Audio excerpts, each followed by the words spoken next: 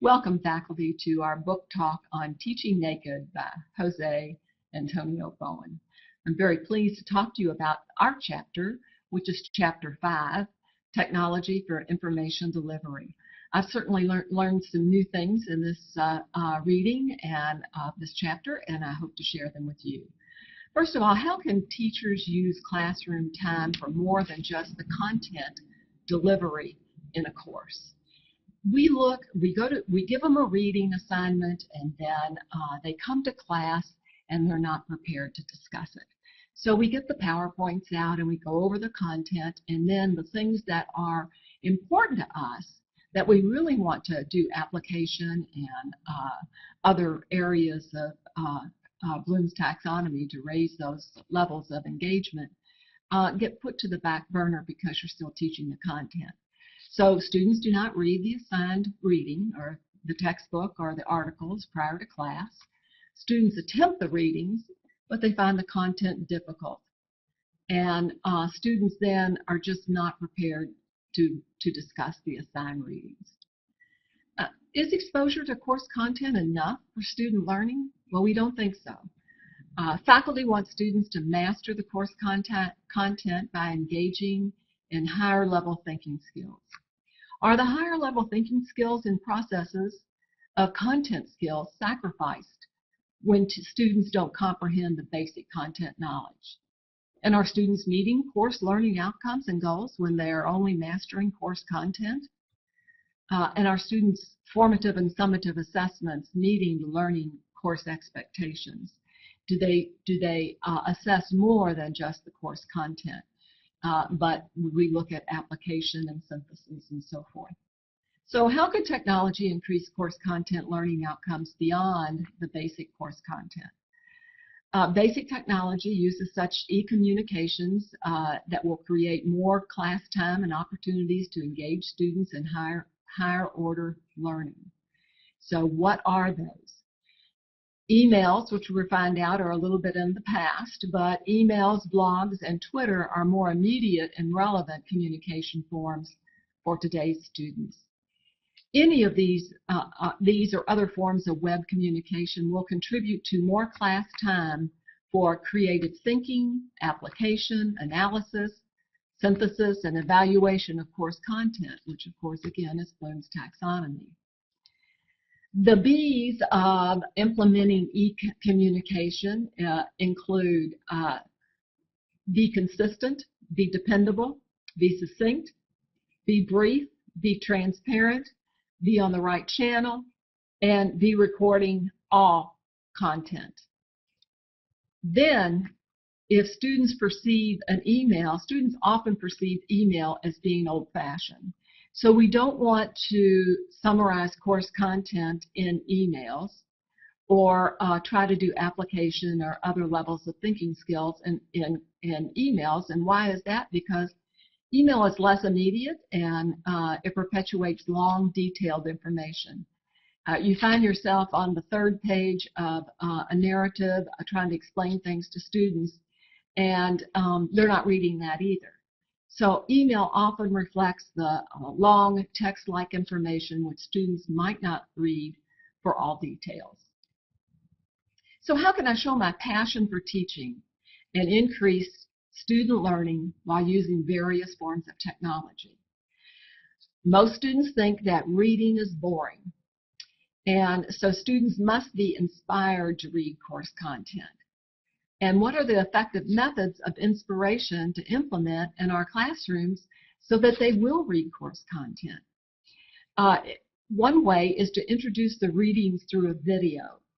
And once you've inspired them with a YouTube or something that shows a relevance to their class that they're studying, that they might delve deeper.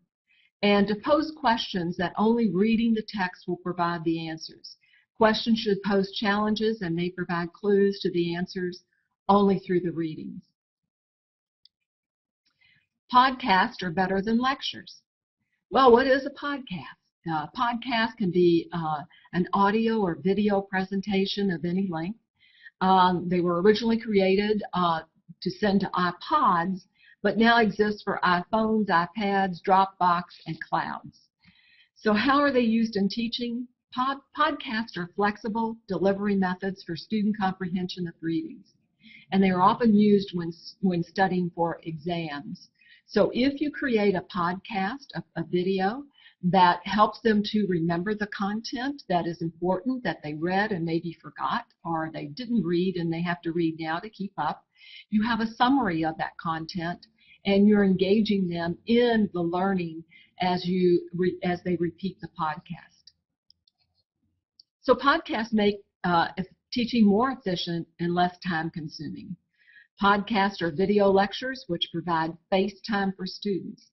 So Present Me would be a podcast, and the students that I taught this summer in the doctoral program this fall, we did Present Me's of the course content learning, and I think it was very effective. We were teaching, I was teaching strategic planning for profit and nonprofit organizations, and it was a very dense, thick text.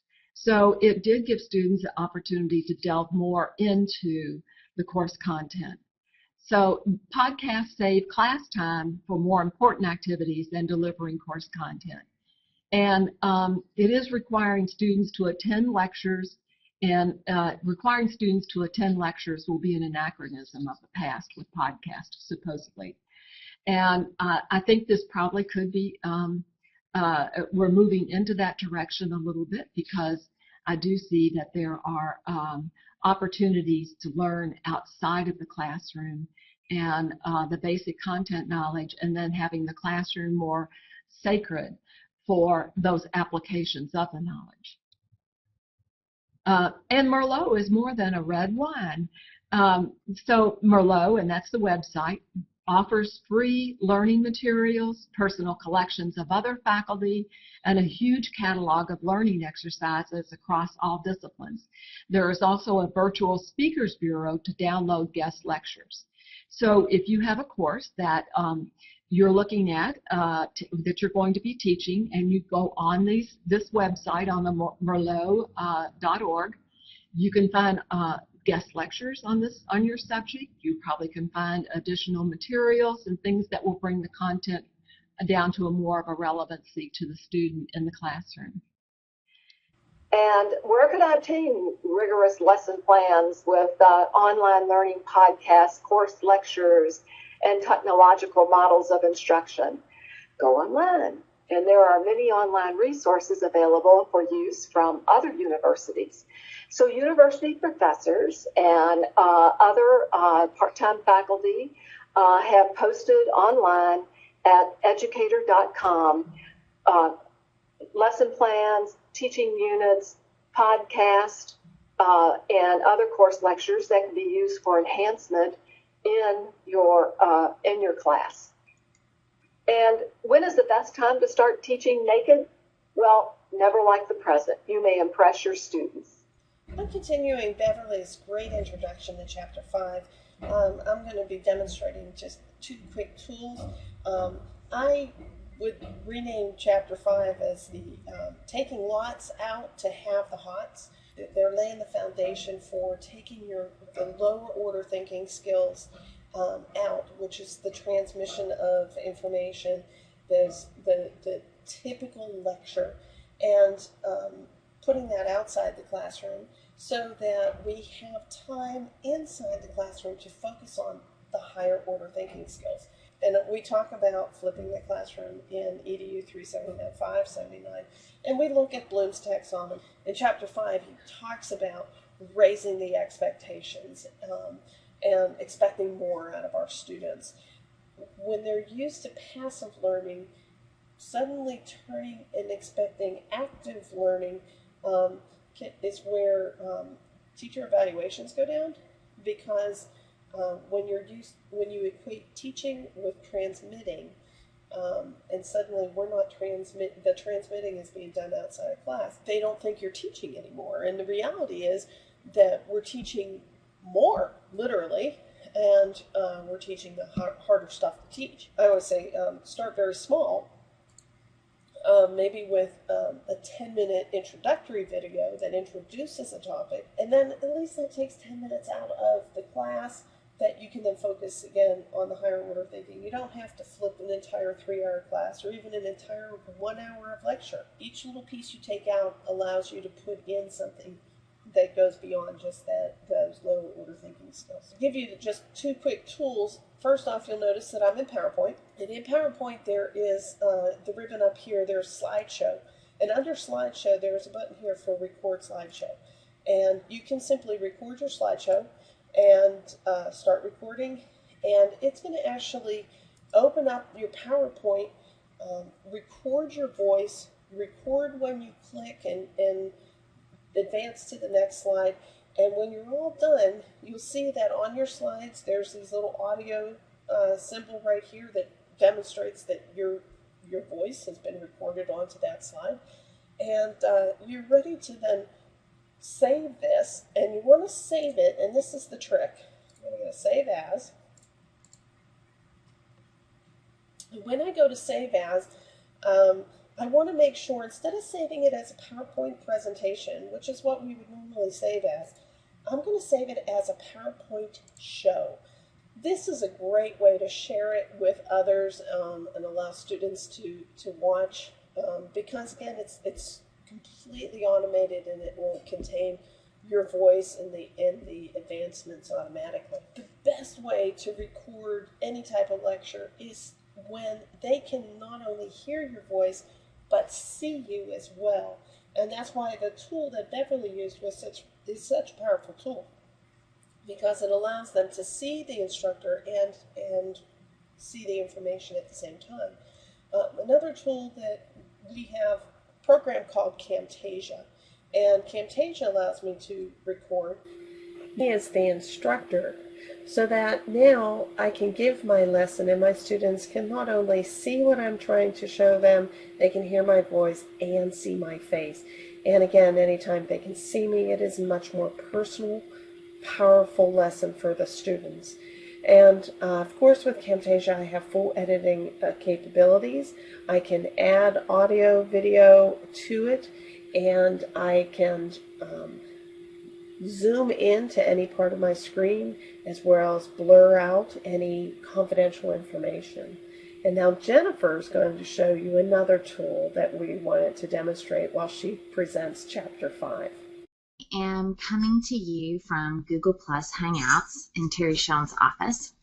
And I'm going to talk to you just for a couple minutes about some takeaways and some important things that I think I'm going to use in my own classroom after reading this book, Teaching Naked. The 2 main points that I found the most interesting in this chapter are that podcasts are better than lectures. What are podcasts? It's just simply an audio or a video creation of any length. The reason why I feel like it's such a good tool to use in my class is that you're never going to run out of time with a podcast. You can show more examples than you would have time to show in class. So many of us teach to the mean, and when we feel like the class is ready to move on, we kind of stop with our examples and move on. A podcast gives us the opportunity to give more examples for maybe the students that are struggling and need a little bit of extra something. But also, what's interesting is the reverse is true. So if you have advanced students and they get what you're talking about after like one example, with a podcast, they can fast forward and move past those examples. So that's something that I feel like is going to be a good and useful tool for me in my class. The second thing that I found interesting in the chapter was all about e-communication. So many times in Capstone, I probably spend 10 or 15 minutes talking about dates, and this paper is due then, and this observation is due then, and this task needs to happen here. Whereas I could do all that in email. And so I really feel like I need to replace that class time, and for routine communication, I need to use my emails. more than I'm using now, because I really am wasting a lot of valuable time in class. So anyway, those are the 2 things that I took away from the chapter: podcast and effective e-communication. So if you're feeling bored right now watching this like I am, I just want to show you a couple of fun things that Terry has shown me about this whole Google Plus thing. And I think your students would love it. So if you want to change the way you look, you can do that. This is probably more apropos for me. I really prefer this one. We'll take those off. You can just do fun things. Change your background. What's this? Oh, I can put a beard on. Props. Thank you. I know this was a very good presentation. This is probably my favorite, and where I wish that I was right now on the beach. But anyway, Google Plus is a fun thing. If you want a little tutorial, I'm sure Professor Schoen would be more than happy to give it to you. So anyway, I'm going to go play around with this some more, and thanks for watching. Bye.